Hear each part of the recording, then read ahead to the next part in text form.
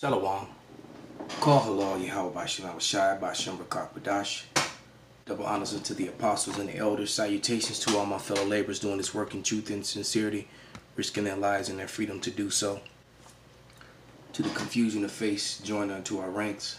The hopefully elect, the akwaf that are listening and learning to you, I say Shalom. This is your brother Malcolm coming at you with another lesson in truth. And this is the True News Network, and these are a bunch of evangelists who profess that they're teaching the true gospel of the Bible, the one that was taught in the 40 days that Yahweh Shai was fasting, and they're questioning. The title of this video lets you know that they don't understand nor know prophecy. Right? Because how can a man know his goings? They would understand that the Most High is using these men to do these things to bring on, this destruction. All right? But I'm going to let the video play, and then I'm going to interject with some scripture. It's an 18-minute video. We're probably going to let about 10 minutes of it play. So without any further ado, let's get into it. Meeting that was held at the CIA headquarters in Langley. Was that Friday's program? Friday. Okay. So it was reported that John Bolton convened a meeting at the CIA at Langley. Secretary Pompeo was there, Gina Haspel, the director of CIA, Secretary Shanahan of the Defense Department. Right. I forget who else. Dan Coates, the head of Director of National Intelligence. National Intelligence was there. So we now know what the meeting was about. Oh, like we didn't know on Friday. It was pretty obvious where this is going.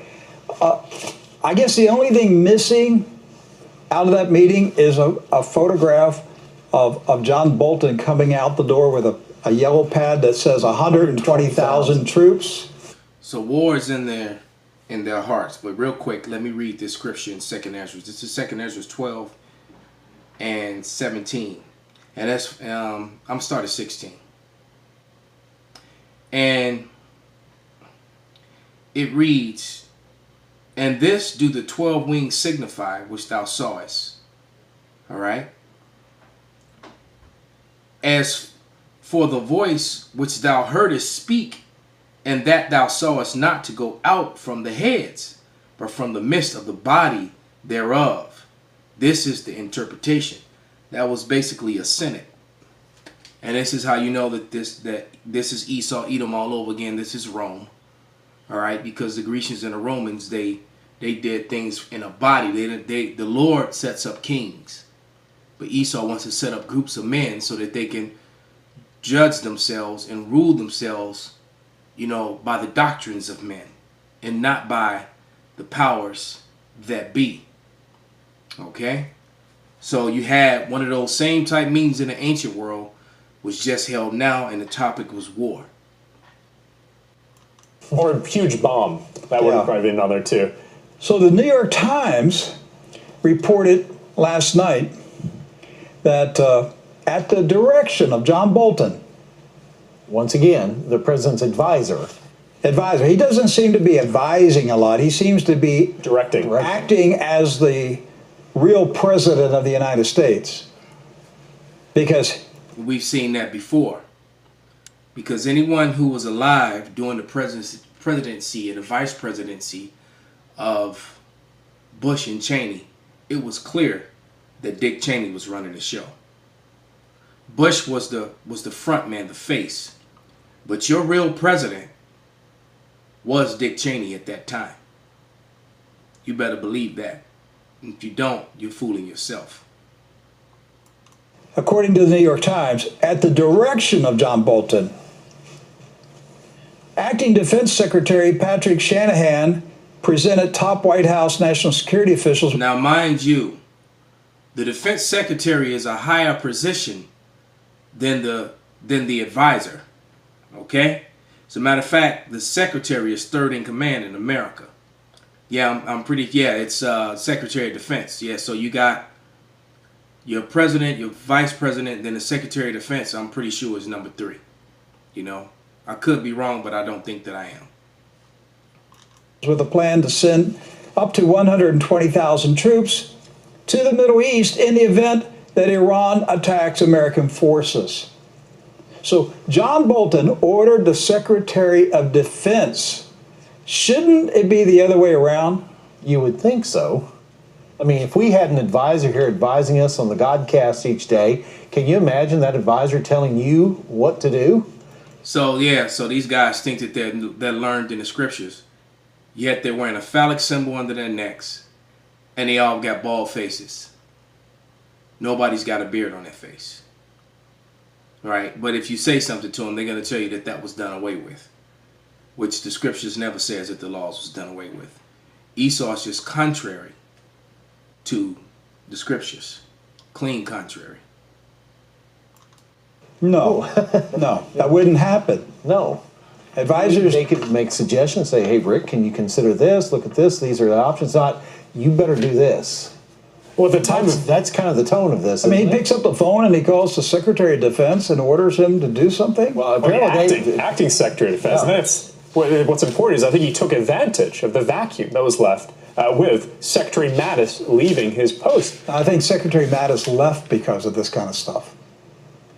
I think this is one of the examples that drove Secretary Mattis out of the... Let me pause it for a second and get that scripture. Since I semi-quoted it, let me read it.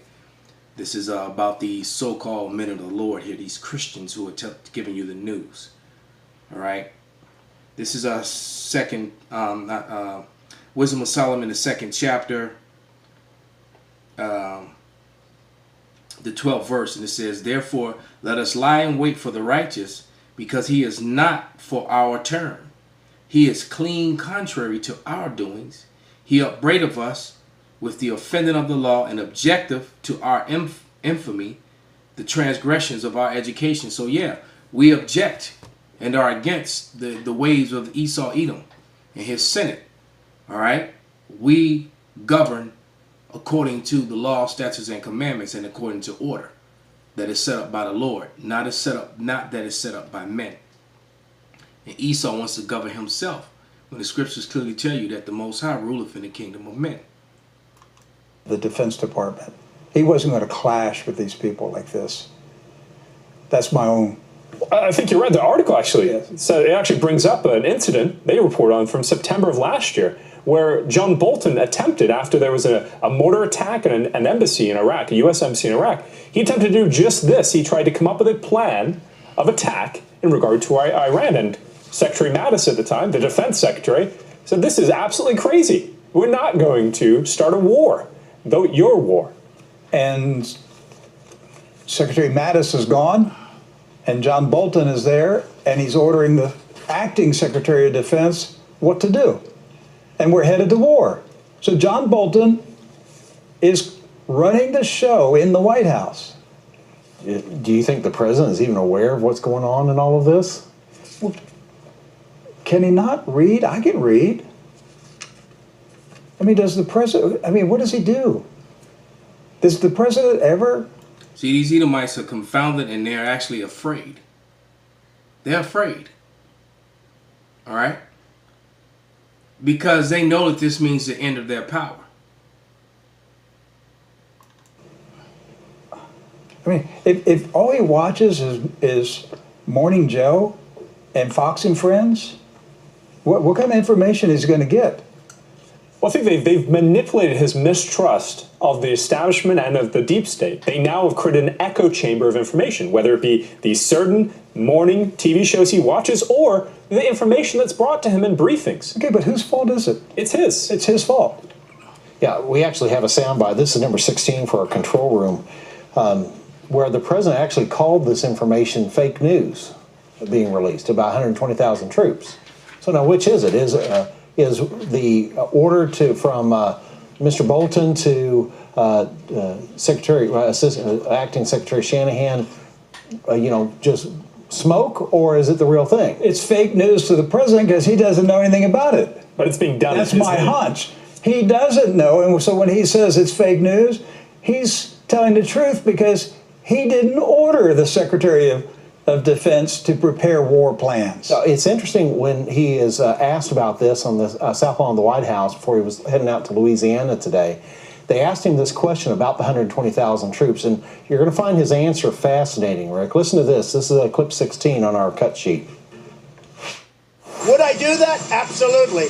But we have not planned for that. Hopefully we're not going to have to plan for that. And if we did that, we'd send a hell of a lot more troops than that. But I think it's just, where was that story? In the New York Times? Well, the New York Times is fake news. Okay, so what we just reported here just 5 minutes ago about Advisor Bolton and the 120,000 troops, that was reported by the New York Times. The president says that's fake news. But he also said that if we did go, we'd send a whole lot more than 120,000 troops. Actually, what he didn't say that the story was fake news. He said the New York Times was fake news. Thank you. So every once in a while, the New York Times gets it right. Especially when they're getting leaked to, yes. Right? Because they claim to have been able to quote from senior administration officials, and the named official in the article is actually Ambassador Bolton's sidekick, a man that basically acts as a spokesperson for him, both in his position currently and previously at the American Enterprise Institute. He didn't deny the story. He simply said that for a long time, Iran has always resorted to military action and must be dealt with. Which is a lie. Iran hasn't attacked anyone. Look, I think in the last 212 years, if I'm not mistaken, Iran's been in one war. All right? And America's been in what I forget exactly how many. I think it was well over 200 wars. All right? And America's, not is not barely over 200 something years old. So I think America's around 224, 25, if I'm not mistaken. I could be wrong. But when you go, so we go back to 1776, and then so we come up to this time. All right. And in that time, America has been in more than 212 wars, if I'm not mistaken. And if not so, that's pretty close on. Iran's been in one. Has attacked one. So that's just a bold-faced lie and an excuse for them to do dirt. Esau is a liar, man. And they're all, and they're just divided because half of them want war and the other half don't. This is Matthew 3:25, and it reads 12:25. Salakia. That was Mark. That was quoting. They pretty much said the same thing. But this is Matthew 12:25, and it says, "And Yahushua knew their thoughts, and said unto them, Every kingdom divided against itself is brought to desolation, and every city or house divided against itself shall not stand. And if Satan cast out Satan, he is divided against himself. How shall then his kingdom stand?" And what you're looking at is, Edom is divided against Edom. Within America, between the Republican Party, the Democratic Party, and the liberals, and also them with their division against the Europeans, especially Russia. So they're completely divided, man, and you're witnessing their fall. Well, if you're talking 120,000 American troops, we're talking the size of the U.S. invasion of Iraq. Yes, that's right. Okay, folks, do you get what we're trying to warn you about? The Ziocons are marching us off to war again. See, that's that just division, like we did. Because these are Christians that are going against the Ziocons. Yeah, everyone's watching that Z word. Ziocon, Zionist. All right, don't actually say it. All right, but that's a house divided because you got Amalek against the Edomites here in America, basically, and Amalek has controlled a lot of power here in America.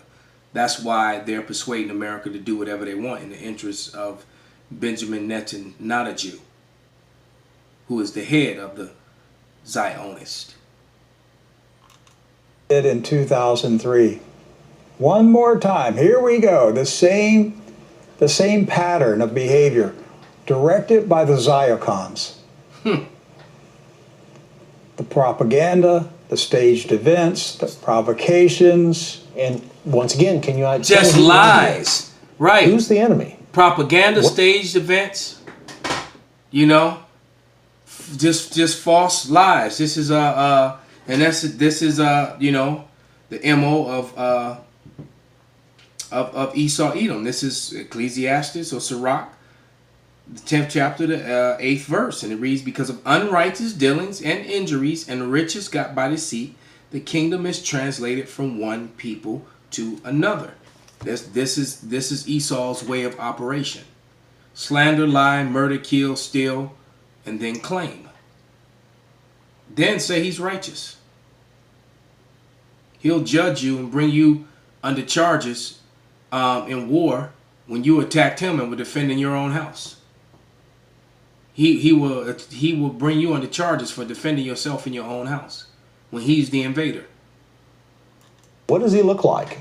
And well, they're telling us it's Iran, but I don't know why Iran's my enemy. Right. Iran, House the divided. Iranian people have not threatened me. I'm not afraid of the Iranian people. I don't stay awake at night worried Damn about right. You best be afraid of Edomite cops, judges, and lawyers. All right. Iranian people. And how do we know when we've won? What do we win at the end? You know, at least in World War II, you could say Hitler's gone. You know, the Nazis are defeated. The Nazis, they've been beat. You know, we've got V-Day. Let's have a parade. What is the parade going to look like when we're done with Iran? What are we going to be celebrating in that ticker tape Star of David in Tehran? Wow. What do you think? I mean, what does it look like? Because it has nothing to do with the American people. Right. It's everything to do with Israel. That's because right. Because it's Israel that wants the war. It's not us. It's not the... Again, for 20 years sitting here, I've watched Israel try to start a huge war using the United States, using American men, American blood to fight a Zionist war against Iran. Hey, they have the most to gain. If you think about this is Jeremiah 49 and 20.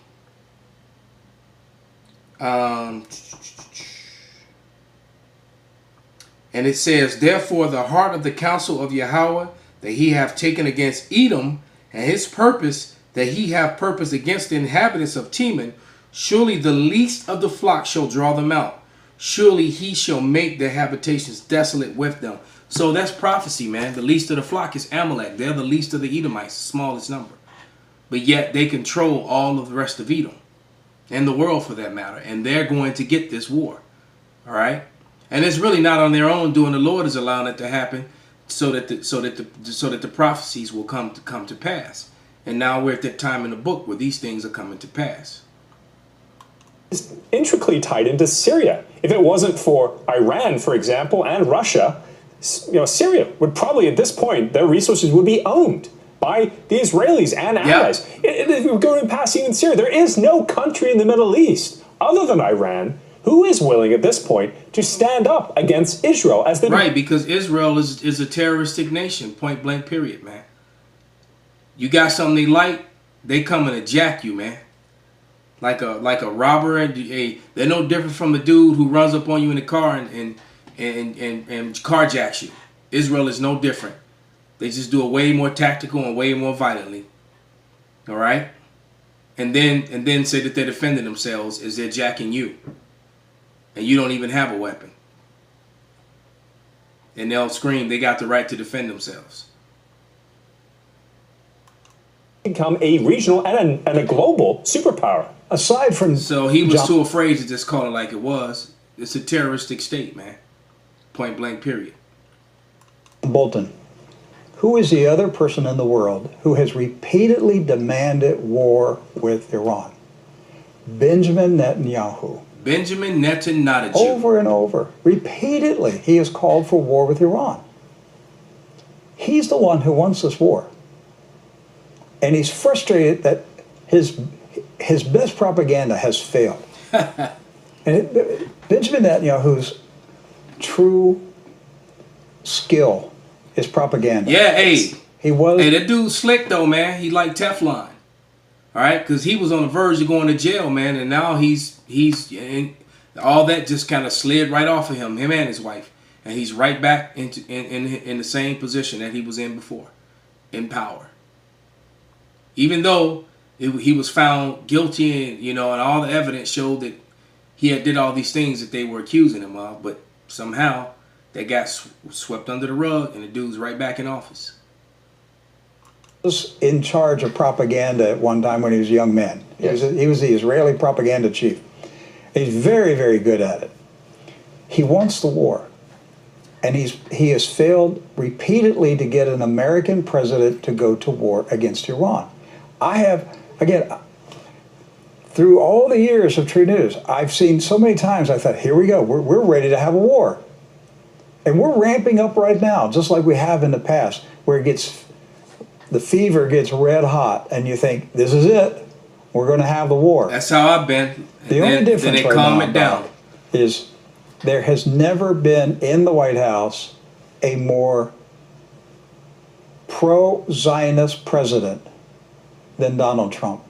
There it is. He screwed up and said the word. He didn't say Zion or Zionist, but better him than me. And that's what worries me. See, Esau's worried because it's coming. You know why? This is Revelation. We're going to close with this. 12 and 12. Therefore rejoice, ye heavens, and ye that dwell in them. Woe to the inhabitants of the earth and of the sea, for the devil is come down unto you, having great wrath, because he knoweth that he have but a short time. So the rule of Esau Edom is almost over. This war is already, it's not that Benjamin Netanyahu or Netanyahu wants the war. He already has it, man. All right, this war has already begun. What do you think this trade war is? It's already begun, and it isn't that much time left.